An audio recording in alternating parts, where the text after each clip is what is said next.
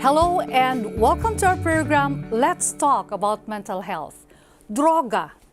Ano agad ang nasa isip nyo pag sinabi yan? Tokhang?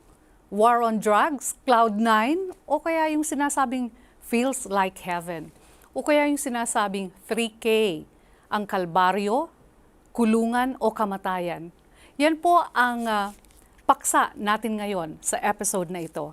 And we are very privileged to have with us two of our resource speakers. Mga Batikano po ito sa larangang ito. And I would like to introduce to you, siya po ay isang child, adolescent, and adult psychiatrist. Siya rin po ay Doctor of Medicine ng UEERM. No, Doctor of Medicine siya, nagtapos siya sa UERMMC. And then, siya po ay nagtapos ng kanyang residency and fellowship training in adult, child, and adolescent psychiatry sa UP-PGH. May dalawa po siyang diplomate, Philippine Board of Psychiatry, and diplomate ng Philippine Board of Child Adolescent Psychiatry. May tatlo po siyang fellowship. Tama po? Fellow. Fellow, Philippine Psychiatric Association, Fellow, Philippine Society of Child and Adolescent Psychiatry, and Philippine College of Addiction Medicine. Siya rin po ay International Fellow ng American Psychiatric Association and International Associate ng Royal College of Psychiatry and International Member ng Royal Australian and New Zealand College of Psychiatrists. Mga kaibigan, Dr. Jocelyn Joy Gauzon Gayares. Salamat po ulit sa pag-imbita sa akin. It's my pleasure to be here again. Thank you, Doc. And yes, we have another specialist. And siya po ay addiction medicine specialist. Siya ang medical section head ng Department of Health Treatment and Rehabilitation Center sa Bicutan, fellow ng Philippine College of Addiction Medicine, Dr. Bien Liabres. Doc, thank you for... Hello po. Salamat po sa pag-imbita ninyo sa akin, and I hope I will be able to give a little more information para po sa ating mga manonood. Nako, alam niyo po, it's an honor for Hope Channel na maimbitahan po kayo pareho. Pareho mga dalubhasa sa larangan ng droga. Hindi naman sa nagdodroga, pero kayo po ang nakakatulong sa amin. Now, pag sinabi pong droga, alam po namin na laganap na yan. Kaya nga po ang gobyerno natin ay medyo nagdo-double time. Sa pagpuksa ng mga, hindi pala pagpuksa, sa pagtulong sa mga drug dependents. Now, if we talk about drugs and drug addiction, ano po ba ang problema niya? Can you please define what is drug addiction? Okay, addiction is a chronic relapsing disorder that has an effect on brain reward, motivation, and other related circuitry. Ibig po sabihin nito, meron tayong mga tinitake o ginagawa na nagkakaroon ng pagbabago sa pag-iisip natin at nawawalan tayo ng control sa paggamit. Pag nawala na yung pag-control natin sa gamit, nare-refocus na po natin yung ating mga thoughts, ating mga movements and activities to get the drugs in itself, to do the activities in itself, and napapabayaan na po natin ang mga importanteng aspeto ng buhay natin. That is the time that we can say that addiction is already a disease and a disorder. Okay. Now, Doc, ano yung mga bagay na pwede tayong, what are the things that we get addicted to? Okay, there are so many things that we get addicted to. Unang-una yung mga substances of abuse. Ito yung mga tulad ng methamphetamine or shabu, marijuana. Some kids are addicted to rugby, and for the higher socioeconomic people natin, we have your cocaine, ecstasy, among many other substances. So that's one. Another are behavioral addictions. Nauusong-uso po ngayon yung tinatawag nating internet addiction, gaming addiction, and then there are others pa like gambling, alcoholism, and so on. So there are many things that we can get addicted to. Okay. So sa mga sinabi niyo po, there are two types. Ano po yung sinabi niyo, yung behavioral, and the other one is substance abuse. So let's focus more on substance abuse. Ano po? Ano po yung mga common na mga substance na kinaka-adikan ng ating mga kababayan? We have a lot. Pero the more common ones, siguro ang pinakamalaking problema natin ay yung tinatawag nating methamphetamine hydrochloride, na kung tawagin natin ay shabu. So it's a crystalline-like substance that is burnt nila, they inhale the smoke and it gives them a high. The second one na most common natin is yung marijuana coming from the plant, the cannabis, sativa na plant. Again, it is generally smoked but you can also ingest it, nakakain natin. Sa streets natin, we also have yung ating mga solvent, rugby. Oo. The kids are addicted to that. And then also we have other drugs like cocaine and ecstasy. And there are some newer ones that are being introduced coming from abroad, like mga artificial na marijuana, synthetic marijuana, and mga poppers natin po. Okay. At huwag siguro nakakalimutan ng alcohol. Ayun. Maraming Correct. na-addict din sa alcohol dito sa Pilipinas. And ang sabi nga ng Dangerous Drugs Board, ang gateway drug daw ay ang sigarilyo. Yung nicotine. Nicotine, Oo, correct. nicotine, oo. Ang nicotine. Okay, Doc, ang next question ko po ay, ano po ba ang iba't ibang klase ng droga at ano ang epekto nito sa katawan, sa kalusugan ng mga tao? Okay. We have 5 basic types of substances based on the effects. Unang-una siguro yung simulan natin sa tinatawag nating stimulants. Ang mga halimbawa po nito ay itong methamphetamine, shabu, itong cocaine, at saka ecstasy. As the word implies, it stimulates yung central nervous system natin. Nakakagising, nakakabuhay. Uppers. Nagiging aktibo ang isang tao. Energized. Yun ang tama niya. Okay? The second type of substances of abuse, opposite naman nitong stimulants, depressants or downers. So nakaka-down. Dito pumapasok naman yung mga gamot, halimbawa Valium, yung mga X Pinoy, alcohol. Alcohol is actually medically classified as a depressant. So those are the different types of substances. What it does is it actually slows down the body. Nagiging antukin, nagiging mabagal sila mag-isip. Okay. The third type would be our opioid analgesics. It's based on what we call opium. So as an analgesic, opioid analgesic based on opium, and it causes it's a pain reliever. Pero ito yung mga very heavy na pain reliever. It comes from opium, which they develop into morphine. Morphine na ginagamit po natin sa mga pasyente natin, no? Especially yung mga merong mga cancer cases, among many others. Yung mga in pain nyo? In pain, you have Nubain or nalbuphine. That's another opioid analgesic. You can develop it into heroin and also into fentanyl. This is very helpful to medicine na to. As long as it's prescribed properly, nakakanumb siya, nakakatanggal ng pain. The fourth type would be our hallucinogens. Okay. The term implies hallucinogens, nakaka-hallucinate. Hallucinate meaning nagkakaroon po tayo ng pagbabago sa the way we see things, the way we hear, the way we feel. Ang isang halimbawa po nito ay itong marijuana. And in the 1970s, we have yung mga LSD, PCP. So, nag-e-enhance ng kulay kung ano-anong nakikita nila, kung ano-ano ang naririnig Very nila. colorful yata. Yes po, di ba? Yung hippie culture natin noong 1970s. Sa marijuana naman, nakikita natin ang mga nagfo-food trip sila, laughing trip, kahit hindi nakakatawa, tawa sila Siya ng lang tawa. mag-isa, tawa ng tawa. Opo, correct. And then the fifth one ay ang ating volatile solvents. Dito pumapasok yung rugby, kerosene, nail polish.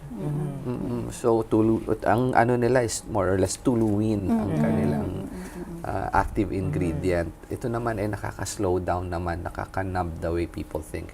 If you look at it all in all these drugs of abuse have an effect on the way a person feels, the way he thinks, and his behavior. Kaya sila yung tinatawag nating substances, psychoactive substances, and these are very prone to abuse. Okay. Oo. So kung ganun po, alam natin na mahirap, nakaka-endanger ito sa health ng tao. Bakit po ba, Dr. Joy, nalululong pa ang mga tao sa droga? Iba't ibang klaseng droga. Siguro ang unahin natin, bakit sila nagsisimula in the first place, Yes, no? oo. So, ang karamihan dyan, nagsisimula yan sa teenage years, Curiosity, yun ang unang-una. Curious sila na bakit ba merong mga tao, ano ba ito? May hallucinogen, ano ba itong nakaka-alter ng ating pananaw sa mundo? Parang gusto ko rin yan. So, curiosity ang unang-una. Yun nga lamang, dahil na-trigger or kung meron silang lahi ng addiction, yung chromosome Ganon? na natutulog, na addiction chromosome ay natutulog, ay napupukaw pag sila nag-try ng substances na iyon. So, yun yung second, no? Biological, na meron silang lahi. It's in the genes. Talaga po. Pag napukaw na yon, mamaya explain ni Dr. Bian na bakit ba nalululon? Kung ano nalululong. Ang third one, maaaring marami silang problema sa buhay na kailangan nilang i-escape. Halimbawa, yung mga downers kasi parang pag uminom ka ng alcohol, may problema ka, nabusted ka ng iyong nililigawan o nagkaroon kayo ng problema na mag-asawa. Pag ininuman mo, parang binabaon mo, nilulubog mo sa alcohol yung iyong mga problema. Ang hindi lang natin naaalala o ang hindi nakukuha ng mga na nagtitake nitong mga substances na ito, na hindi ito makakasolve ng kanilang problema. Paggising nila, nag-wear off na ang effect ng marijuana, ng shabu, ng alcohol, nag-wear off na ang mga effects noon, paggising nila, andun pa rin naman ang problema. It remains a fact na binasted pa rin naman sila nung kanilang niligawan. O it remains a fact na may problema pa rin sila na mag-asawa. So, yun yung pangatlo. So, ang number 4 naman, influence ng barkada. Malaking factor kasi ito Merong mga kabataan na magsasabi sa kasama nila na, ay, pag hindi ka mag-try manigarilyo, hindi ka mag-try na uminom, or hindi mo i-take itong marijuana o shabu, hindi ka nakasama sa amin. Kumbaga, peer pressure. May nakalimutan ba ako, Dr. Bien? Guru, I have to add a few things more. One is there are some cases where people have some biological conditions. Halimbawa, yung mga taong may depression.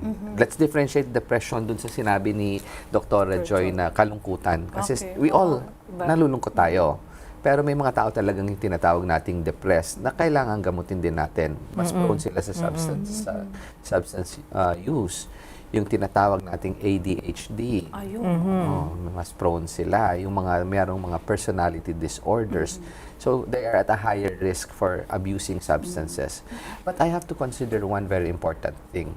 Spirituality or the lack of spirituality. Napansin namin na yung mga taong nalululong sa droga, napalayo na sila sa Panginoon, napalayo na sila sa kanilang religion, whatever it may be. And the farther you are away from your religion, mas prone ka na expose ka talaga sa substances of abuse and walang nagko-control sa'yo. So, the lack of spirituality is one of the major factors that we consider when we look at the many reasons why people take substances of abuse. No wonder why ang Dangerous Drugs Board saka Philippine Drug Enforcement Agency, meron silang the role of spirituality in drug abuse prevention. Kasi yun po pala ang dahilan. Sa 12 steps din, ang number 1 doon, ang first step is to acknowledge that there is a supreme being, a God. Yun, kasama talaga yon sa treatment. Okay. Now, Doc, paano ba nalululong sa droga ang ating mga kaibigan? Okay. Paano sila nalululong? Let's look first at the pattern of substance use. Hindi naman agad-agad na nagiging lulong sila, or let's just word na addicted or dependent. So before they become dependent, they start experimenting. Yung mga nabanggit na factors na ni Dr. Joy on why they would initiate drugs, substances of use, pumapasok lahat ito. So, magiging curious yan, they would start taking the drugs. Eksperimento lang, experimenter. So it will make them feel good. Positive reinforcement ang tawag namin doon. Makes you feel good and it will tell you, uy, masarap pala ito. Pero hindi pa sila lulong agad. So after a while, maiisip nila, uy, makatake nga uli. Wala na namang nangyari sa akin. It made me feel good. So take na naman sila for the second time. So dumadalas ito ng dumadalas. may party, may kaibigan silang nag-i-invite, pare, meron akong konting droga rito. O sige, tira tayo, gamit tayo. So, okay na yon. But as they use it more and more frequently, no, nagkakaroon ng changes sa utak natin. Dito pumapasok yung tinatawag nating dopamine theory of addiction. It has an effect on a certain part of the brain, which we call the mesolimbic pathway or our brain reward pathway. So ano ba itong mesolimbic pathway na to? On a normal person, the mesolimbic pathway gets stimulated kung meron tayong positive na nangyari sa atin. Halimbawa, tayo ay nag-top dun sa examination natin sa class. Di ba? It makes us feel good. Nasi-stimulate itong mesolimbic pathway natin. Halimbawa, nanalo tayo ng loto. Stimulate talaga yon kasi talagang magre-release ng mga chemicals yung mesolimbic pathway. Pero after a while, nawawala yung stimulation natin ng mesolimbic pathway. Now, substances of abuse will artificially stimulate your mesolimbic pathway. So, iba-ibang klaseng drugs, iba-ibang epekto, pero lahat sila may common effect doon sa mesolimbic pathway natin. It will artificially stimulate it and it reaches a point in time na nagkakaroon ng changes. So, the mesolimbic pathway has so many neurons or nerve cells. Ang dugtungan nito, the synapse, which we call, the synapse will release a chemical called dopamine. When you chronically stimulate your synapses and your dopamine, nagkakaroon ng changes ito. It will produce less dopamine and the receptors for that dopamine hindi na siya ganun ka-stimulated. So humihina. You need more. Kailangan You na need more. Correct. Saka mas mataas pa sigurong Tama po. Tama. So hindi konti na yung dopamine mo. Tapos hindi pa siya properly stimulated. Anong nangyayari? Your body will tell you, oy, kailangan mo ng certain amount of dopamine. You ask for more. You start asking for more. So, nagkakaroon kayo ng tinatawag nating tolerance. Pag nagkaroon ka ng tolerance, yung epekto ng dosage mo dati, hindi na gano'n ang tama. At yung duration, yung haba ng tama niya, hindi na gano'n. So, ano nangyayari? Mas madalas ka mag-take at tumataas ang dosage mo ng shabu.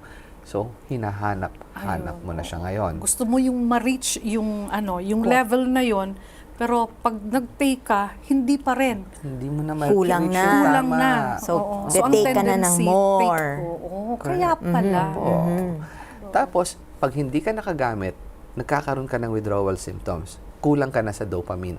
Hahanapin ang katawan mo yan. Masama sa pakiramdam or negative reinforcement. Positive reinforcement kanina tells you na masarap mag-take ito. Negative reinforcement is pag nawawalan ka ng drugs, hahanapin mo yan kasi masama sa pakiramdam. Nalululong ka na ngayon. So, you start going into a downward spiral where you take, you get high, you withdraw, and then after that, hahanap-hanapin mo siya. And then eventually, wala ka nang ginawa kundi mag-focus sa pag-take ng drugs just to make yourself feel normal. It's at that point when we say that that person is already addicted sa droga. Ayun. Oo.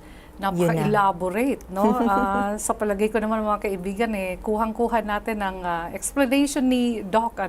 So, wag na po tayong malululong sa droga. Kasi kung malulong tayo, baka ipakulong tayo. Meron pong law. There's a law in the Philippines now na, Actually, matagal na. Oo nga. Pero ngayon lang mukhang talagang ini-implement na ini-enforce. So, may law na ini-enforce ngayon sa Pilipinas. So, Doc, pwede po ba na i-relate nyo sa amin, i-share nyo sa amin kung ano po itong batas na ito sa Pilipinas? So, ang batas na yan ay tinatawag na Republic Act 9165. Yun ay ang Comprehensive Dangerous Drugs Act of 2002. Sa law na ito, ipinagbabawal ang paggamit ng mga bawal na gamot. At ang penalty noon imprisonment, hanggang sa habang buhay na pagkakulong. Ayun. So, yun yung mga ginagamit. Ito ang law na ginagamit ngayon dun sa mga tokhang or sa... ngayon, usong-uso rin yung dangerous drugs exam dahil nga gusto nang bigyan ng pardon or or ng, kumbaga, ibigyan ng bagong buhay, ng panibagong pag-asa ang mga nalulun sa droga noon. So, ito din yung ginagamit na law. Ayun. Madagdag ko na din lang sa law natin. Actually, yung tinatawag nating Section 2 ng 9165, ang nakasaad po dito na it is the obligation of the state na tulungan ang tao. So na that's mga- good news, no? Yes po. So, ang the way the law sees it is, yung mga drug users natin, mga drug dependents, are victims, and that Yes. the law has to help them recover from that, from being the victim. Pero hindi naman ganun lang talaga yon. Meron pa tayong ibang mga areas which are of primary concern. Siguro ang isa sa mga pinakamalala yung tinatawag nating nasa Section 5. Ito yung pushing. Okay. Oo. Pagbebenta. Pagbebenta, kahit pamimigay, kahit no exchange of money, basta ikaw ay nag-distribute, ikaw ay namigay, ikaw Kahit ay magdala. nagbenta, Oo. ikaw ay kakasuhan under Section 5. Ang pinakamatinding ano nito is, syempre, ikaw ang salot ng lipunan. Ikaw ang naninira Tama. ng tao, Oo, nasisira mo ang pamilya. So, itong sa Section 5 na to, ang parusa nito hanggang life imprisonment. Habang buhay. Oo. So, magandang balita yan kasi ang akala ng ating mga kaibigan, yung RA 9165 ay para ipakulong lang. Pero hindi pala. Hindi. Ito ay para matulungan ang ating mga kababayan na nalulung na, naging biktima sa droga. Ngayon, Doc, itatanong ko sa inyo, sa ibang mga bansa legalized na ang marijuana. Or marijuana. Oo. Kasi because of halimbawa may cancer. Dito po ba pwede yan? Or ano po kasi kayo pareho ay mga medical doctors. So, parehong ang Philippine College of Addiction Medicine at ang Philippine Psychiatric Association ay against sa pag-legalize ng marijuana dito sa ating bansa. Dahil alam natin ano ang epekto nito sa utak. Okay. Ang utak pa man din, siguro kaya nga nilagay ng Diyos sa isang skull na talagang walang butas, kumbaga protected. Dahil ito lang ang organ actually sa buong katawan natin na walang capacity to heal or to grow beyond the age of 12. Or ang ibang journals nagsabi 14. But generally, the age of 12, ibig sabihin, hindi ho yan pareho ng balat. Na pag nasugatan ng balat, 3 days, back to normal. Or pag naoperahan tayo sa tiyan, 2 to 3 months, back to normal na tayo. Or ang buto, pag nabalian, 3 months, back to normal. Nakadinig na tayo ng heart transplant, kidney transplant, lung transplant, pero di ba wala ho talagang brain transplant? Wala. Dahil ito lang ang organ na kapag namatay na yung ating brain cell, yung neuron na tinatawag, wala na siyang capacity to regrow. Hindi na mabubuhay uli. Hindi na siya mabubuhay uli. True na ang mga living cells, ang living brain cells, magtatry mag-compensate na tinatawag or itatry niya na punan yung trabaho nung namatay na neurons by making more dendrites. Ito yung mga kamay ng mga neurons mo. Kaya lang kasi, pa-minus na ng pa-minus yung ating brain cell, no? So kaya hindi siya hindi na siya makakabalik talaga. So, yun ngayon yung dahilan kung bakit yung pag nagbabawal na gamot, ay pinagbabawal na gamot. Isa siyang sakit na kailangang i-treat. So, mabuti na ang ating law, nagsasabi na pwede naman bigyan ng pangalawang pag-asa o ng pangalawang buhay. Bigyan natin sila ng pag-asang ma-treat. And there is a treatment for it. Ayun. There are two things that we need to consider. The first one is recreational marijuana use. Ayun. Lahat tayo, hindi lang siguro ang ating mga societies ay nagsasabing no to recreational marijuana use. Ang controversial para sa amin is medical marijuana. Medical marijuana. Meron ngayong mga studies coming from abroad that it can help some conditions. Halimbawa, merong mga seizure disorder, yung convulsions, hindi lahat, pero merong mga specific na seizure disorders na maaring makatulong ito, tulad ng mga Dravet syndrome. Some would say that it can help ease the pain, especially for the terminally ill. So, may mga cancer. So, nandun ba yung mga Stage studies? But at this point, dito sa atin sa Pilipinas, we're still waiting for yung mga mas definitive na studies na makakatulong ito. We agree that marijuana can be very dangerous, especially sa ating mga adolescents and the youths. Pero the potential is there, but bago sana natin gamitin, it has to pass through the normal medical process. Dadaan ito sa pagsusuri, dadaan natin Okay. sa FDA. Okay. At saka kasi siguro dito Doc, sa... napakaganda ng nguntahan natin, napaka-interesante, pero mag-station break muna po tayo. Okay. So mga kaibigan, marami po pong talakayan sa second segment ng ating programa. So wag po kayong aalis, babalik po kami.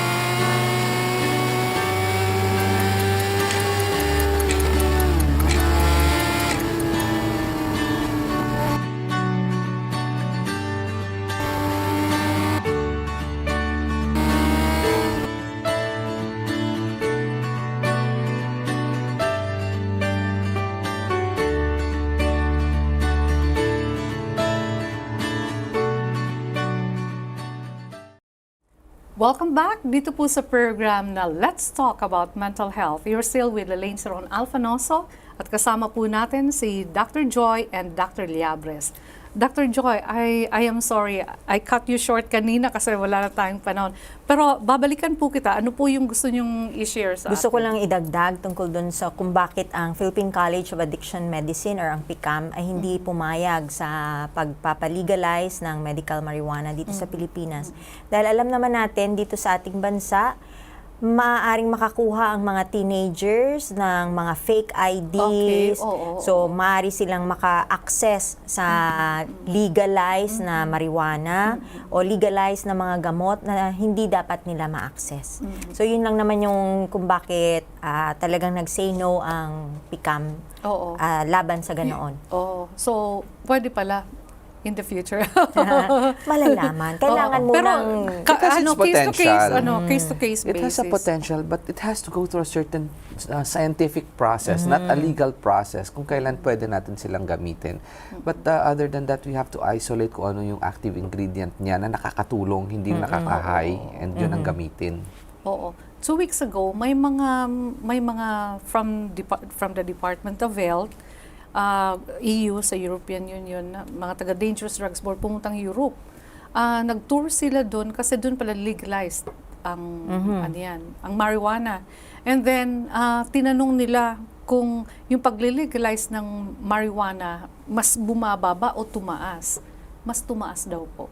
Mas marami. Ang use, Oo. of course. Kasi At accessible na. Yes. At maraming ding kriminalidad na nangyayari. Of course. Oo. After Dahil ng- it alters the brain. Yes, oo. Correct. So, let's learn from their experience.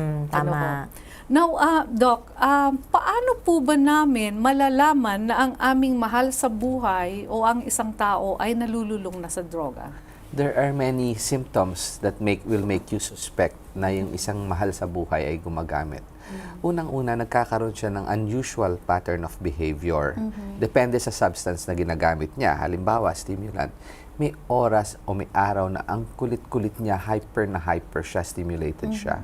And then, after that, pagod na pagod yan, magpapahinga, yung tinatawag nilang magbabawi. Tapos magiging okay. So, makikita mo yung behavior niya. Pangalawa, you will see changes dun sa activities niya.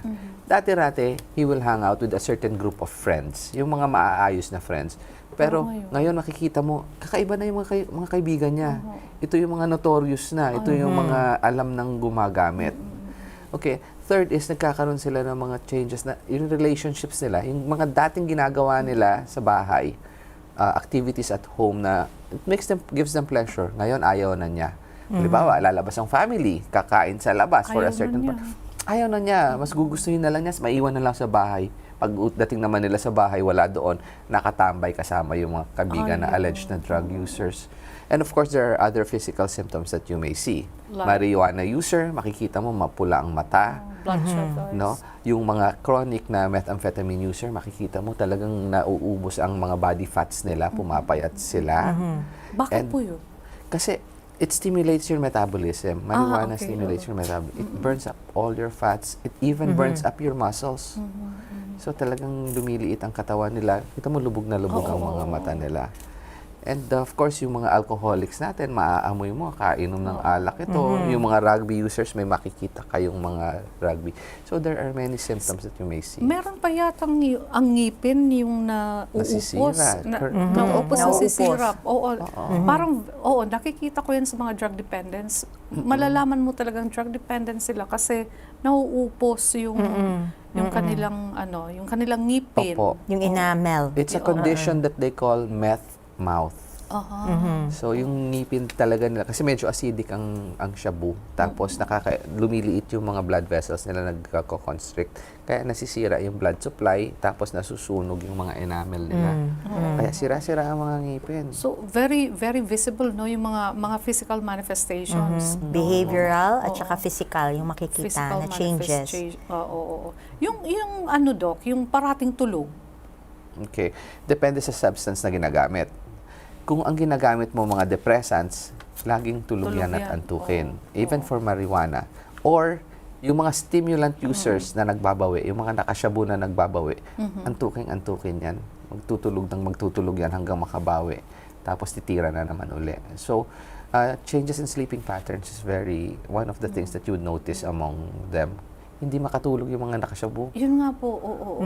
Kaya alam ko na ang may iba, ito po ay mga narinig lang natin, may iba raw mga construction workers, drivers, construction workers, kasi mga 3-4 na araw daw talagang nagtatrabaho sila. Pinapatira, yun ang tawag po nila. Pinapatira ng mga employers.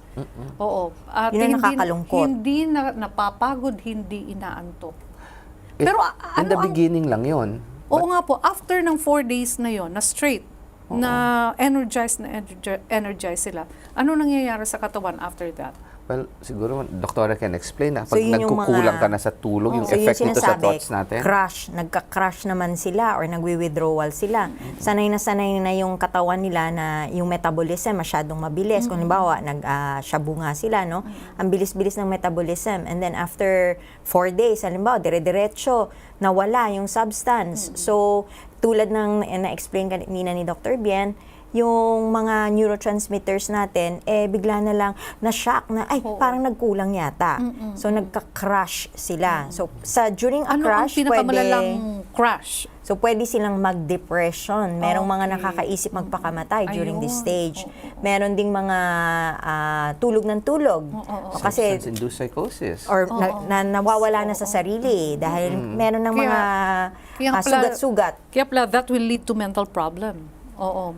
Well, ang addiction itself, ang paggamit mismo ng Ay, mental droga illness is already na. a mental Oo, problem. oo, It's a oo. mental illness. Okay. Kasi ang sinasabi, eto nga, pag uminom nga ako or tumira nga ako, hindi ako makatulog. Gising na gising ako, nakakapagtrabaho ko. Pero wag po kayo niyan, ha? Narinig natin sa ating mga dalubhasang doktor na after that, pwede kayong magkaroon ng crash. Or side effect. Side effects. Okay po. Now, ano po ba ang pinakamalala? Sa lahat ng mga droga, ano ang pinakamalala? Ang masasabi ko sa ngayon is yung ating stimulants, methamphetamine. Sa kalat na kalat siya at Oo nga. ang lakas niya makasira ng pag-iisip ng tao, pati na rin yung physical. But let's not talk about the person himself. Makikita mo, pati pamilya niya nasisira. Pati yung trabaho niya nasisira. Nawawala na siya ng gana. Some of them will go into petty crimes or even more severe crimes para lang makapag-take sila ng drugs. Ang makikita natin, galit sila lagi sa pamilya nila, kulit na kulit sa kanilang pamilya nila. Likewise, magre-reciprocate ang family, magagalit na rin sa kanila. As far as work is concerned, napapabayaan ng trabaho. Pag nawalan ka naman ng trabaho, wala kang kinikitang pera, they would tend to sell yung mga gamit nila. And eventually, they would go into petty theft. Magnanakaw yan ng cellphone o kung ano man. Para lang maitustusan ang kanilang mga Bisyo. So, bisyo. So, talagang isa sa mga pinakamalala sa mga substances natin ang shabu. But let's not discount the other substances, ha? Ganun din ang effect ng iba. Marijuana, ang taas ng incidence rate ng ito psychosis. kasi widely distributed and anyone can just get it. Unfortunately. Yun ang nakakalungkot sa Pilipinas. Kaya siguro ganun kasi kahit yung mga nasa squatters area pwedeng mag-avail o mag-acquire nun. Okay po. Ngayon po, halimbawa nalulung na ang aming kamag-anakan. Ano pong mga treatments ang pwedeng ibigay sa kanila? Okay. Well, of course, ang pinakauna talagang kailangan gawin is do not panic. Seek the right way to deal with this problem. Okay? Alam mong lulong na yung tao, bring him in for assessment. Maraming mga makakatulong sa kanya. Yung mga specialist na katulad ng addiction medicine, psychiatry, or kung hindi naman available yon, meron naman tayo yung mga tinatawag na anti-drug abuse councils na pwede nilang lapitan para makahingi sila ng tulong. It starts out with an assessment. Gaano kalala na ba ang pagdodroga niya? Hindi lahat ng lulong ay kailangan pumasok sa inpatient or in residential rehabilitation. So we make that assessment. And then from there, you make a decision. They will give you a recommendation. Pwede ito yung tinatawag nating community-based program. Pwede itong outpatient program. Or ito ay sobrang lala na kailangan na nito ng inpatient rehabilitation. And also, you have to look at the medical problems related to drug use. Mataas po ang incidence ng mga drug users na may TB, merong mga injecting drug users na may HIV, yung mga nakashabu po, marami pong nagkakaroon na ng epekto sa puso, hypertension or cardiomyopathy, and among many others. So, medical treatment has to be initiated for all this. So, if you look at percentages, around only 10% of drug users need to go to rehab. Oo, paano? Inpatient. Bakit? Inpatient Paano rehab. mako-consider? Kasi may community-based treatment, merong paano natin malalaman na ang isang tao kailangan ng dalhin sa rehab centers? Una is pattern of use. Pag sobrang lakas na niyang gumamit at doon na lang siya nakafocus, para na yan sa inpatient rehabilitation. Pangalawa, functionality. Ito ba ay nakakapagtrabaho pa, nakakabalik pa sa school? Okay pa ba ang relationships niya with the family?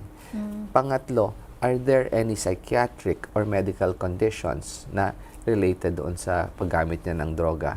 Okay. Tuwing gagamit ba siya, nawawala siya sa sarili niya? May nakikita siya, may naamoy na siya. Or nananakit na ba siya ng iba? Nagsasalita mag-isa, napapraning. Tumatawa ang mga Oo. Ito yung mga malala na kailangan na talaga na ipasok sa loob ng rehabilitation. Pero kung sila naman ay functional pa, nakakapagtrabaho, hindi naman nagiging problema pa sa society, pwede pa naman natin silang tulungan. Dapat lang mag-follow up sila regularly sa isang community-based program or sa isang outpatient program. Ngayon po, Doc, kayo po ang head ng Department of Health sa Rehabilitation and Treatment. Ano po ba ang ginagawa ng isang drug surrender or drug dependent sa inyo pong rehabilitation center? Kasi ang akala nila kung anong ginagawa doon, baka kinakastig or what. Pero pwede pong isalaysay nyo sa amin. Ang dating concept kasi natin, akala ng tao pag nasa loob ka na rehab, pinahihirapan. Ay, tama po. Hindi totoo yun. We look at the person as a whole and we treat them in a humane manner. We look at the different aspects ng kanyang reasons kung bakit siya nagdroga, yung mga nabanggit natin kanina. And we teach them through counseling measures, through some form of behavior shaping tools, na kung saan ma-realize nila ano ba yung mga naging problema ko, paano matutugunan ito. So, yun ang isa sa mga ginagawa. Okay. Counseling, physical fitness activities, proper nutrition, family therapy. Now, on the other hand also, we look at the protective aspects ng tao. Ano ba ang meron siya na makakatulong na makaprotect sa kanya? Siya ba ay maganda ang family support niya? So, through family counseling, i-enhance natin yung protective factor na yon. Siya ba ay functional na kaya niyang magtrabaho o kaya niyang bumalik sa pag-aaral? Pangatlo is, nasaan ang Diyos sa Ayun. buhay niya? Oo. 'Di ba? Tama po. So, kailangan ibalik natin yun lahat sa kanya na ito yung magpo-protect sa kanya kung saan paglabas niya, makakatulong sa kanya na makaiwas na sa pinagbabawal na gamot. Okay, napakaganda po. So ngayon, yung konsepto ng ating mga kababayan na kinakastigo sa loob ng rehab center, hindi Hindi po yan totoo. nangyayari ngayon. Hindi yan nangyayari ngayon at hindi totoo. Ngayon, Doc, ano po ba ang mga protective or preventive measures na pwedeng gawin ng ating mga kababayan para hindi sila malulong sa droga?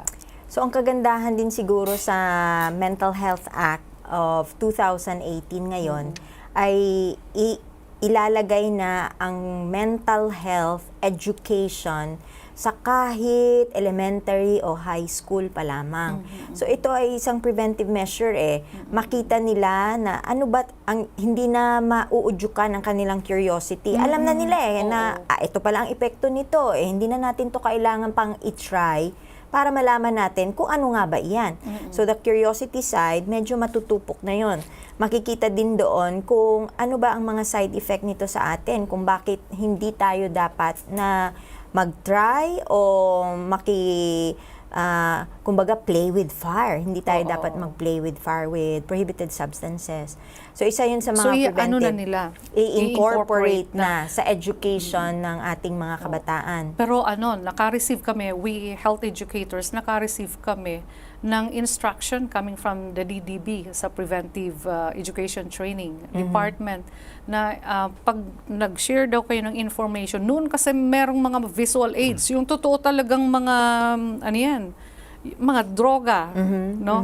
So, we are not allowed to do that anymore. Kasi mas lalo sila, yung mga bata, because of curiosity, mas lalong naku-curious at nagtatry. So, through PowerPoint presentation, clip arts, but not the real thing. Or baka kaya lang din siguro ginawa iyon para baka kasi may misinformation. Pero this time, since part siya ng curriculum ng science classes, mostly science classes ang plan So, na MAPE, incorporate, mas well-informed, mas scientifically based ang education na ito. Ang pangalawa is to strengthen the family ties. Karamihan Yes, kasi sa mga nagre-resort to prohibited substances, paraan ng eskapo. So kung ang family ties natin ay strengthened, yung hindi na sila kailangang umiskapo dahil nandyan naman ang pamilya nila para matulungan sila. Ang third, yung enhancement of the relationship with Christ, with God.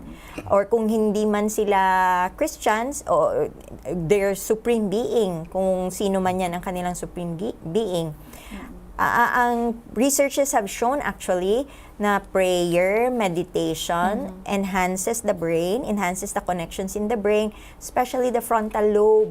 So, yung frontal lobe kasi, ito ang bahagi sa ating brain na nakaka-allow sa atin na magdesisyon ng tama kung dapat ba natin itong gawin, ito ba ay mabuti or hindi natin gawin dahil hindi ito mabuti. So, ang prayer itself, researchers have shown na ine-enhance pala ang frontal lobe nito. So pag tayo nakikonnect sa ating Diyos, na-enhance ang ating frontal lobe. No, may nakalimutan ba ako, Dr. Bian? I think if we develop a person, yung kanyang moral values. Ayun. If you have a very good set of moral values, it protects you against the use of substances. Dito lalaro nga yung sinabi mo, family has to play a role, religion Ang has to play start a role. talaga sa family, no? Yung family-oriented, pagkatapos Christ-centered. That's true. right. That's right. true. So talagang doon talaga nagsisimula yan. Well, any last words po sa ating mga listeners, Dr. Joy? So ang akin lamang mga masasabi, lalo na sa mga kabataan, hindi nyo kailangan gumamit ng bawal na gamot o ng mga alcoholics beverages o ng sigarilyo para lang kayo ay makaramdam ng saya. Napakaraming ibang paraan na kayo sumaya tulad ng sports, tulad ng pagiging malapit sa inyong mga magulang, sa inyong mga kapatid at sa inyong mga kaibigan. Okay. So, Doc, bago ang last words ninyo, kasi parang naalaala ko na sinabi ninyo na ang meron pang ibang pwedeng kalulungan ang ating mga kababayan aside sa droga.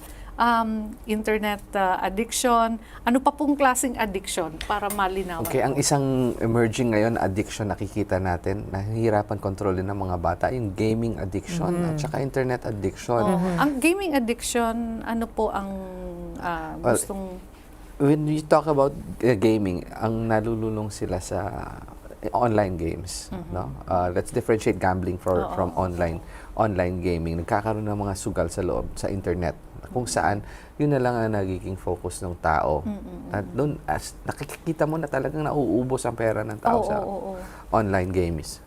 Pangalawa, yung mga internet games at saka yung mga games ng mga multiple player role-playing games, no? Yung mga Dota, yung katawagin nilang Dota, World of Warcraft. There are some kids now that go there, pumupunta sila sa mga areas ng sa mga computer shops, magdamag, napapabayaan na ang pag-aaral nito. Third is, let's not forget yung standard na gambling. Oo, may mga gamblers talaga na wala na talaga, buong kabuhayan nila nasira na doon. Of course, there's also sex addiction, ano, and among many others. So, all this po, natutulungan naman sila as long as it's properly identified by the person and they realize, or the family, and the family realizes na kailangan na nila ng tulong, mailalapit naman nila sa... Yung treatment ba, yung treatment pa sa drug addiction, ganun rin sa mga addiction na sinabi nyo? Similar but not exactly the same. It's more focused on psychotherapy and counseling. Ngayon, at marami ang nalululong sa smartphone, sa gaming yung sinasabi nyo. Anong klaseng treatment ang ginagawa niyan? Kasi sa mga kababayan natin na nakikinig ngayon, ang mga anak siguro nila ay nalululong sa smartphone, nakaharap na lahat sa laptop, sa iPad. Ano pong klaseng mga suggestions, recommendations niyo sa mga nanay at tatay ng tahanan na nakikinig ngayon? Of course, instill discipline sa paggamit nito ng mga gadgets natin. Limit at least not more than 2 hours a day for recreational use. Pero iba yung recreational use, iba yung gamit mo para sa eskwela, no? Minsan kailangan you have to do research. Diba? Iba yun. Okay lang yun. Ayun, so paano nga pala natin ma-identify na nalululong na sa sa internet yung ating anak? Well, ang mga hindi lang Philippine Society ng Pediatrics or ng Child Psychiatry, no, including na yung American, Canadian, ang recommendation actually is no touch time. Pag sinabi naming touch time, yung smartphone time or electronic games time, ang mga iPads, below 7 years old. So, maling concept yon na yung mga kabataan ngayon, parang yun ang ginawang yaya. Na 2 years old pa lang, ay, ang cute-cute, marunong nang gamit ng smartphones. So, hindi yun siya advisable dahil doon nagsisimula ang addiction. Once nisimula natin ang mga kabataan ito na napaka-young pa, doon masistik ang addiction. And then, another suggestion, recommendation ng mga ganitong mga societies, no, na 2 hours lang per day, pero total of 6 hours in 1 week. Meaning to say, yung 2 hours is on weekends, 2 hours, 2 hours, 2 hours, Friday, Saturday, Sunday. No touch time on weekdays. So, sige. para malalaman mo na kung na-addict na, so yung pareho lang sa substance abuse, yung pattern ng paggamit niya, hindi na nakakakain. Naiiba na. So, dun mo nakikita na, ay, hindi na ito maganda. Okay. Aside sa internet addiction, yung television viewing, may addiction ba dyan? Again, it all boils down to dysfunctionality. How much screen time are you using? Napapatay mo pa ba yung TV mo o magdamag na yung umaandar? Ito ba ay nakaka-apekto na every time you go somewhere, on ang TV. It can be addicting in a way. But of course, it's not as severe as the other addictions in itself. Okay.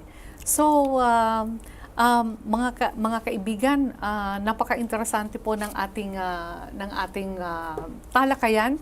Any last words, Doc, sa ating mga viewers? Okay. Well, Of course, let's talk about substance abuse. First and foremost, wag na kayong tumikim, wag na kayong gumamit.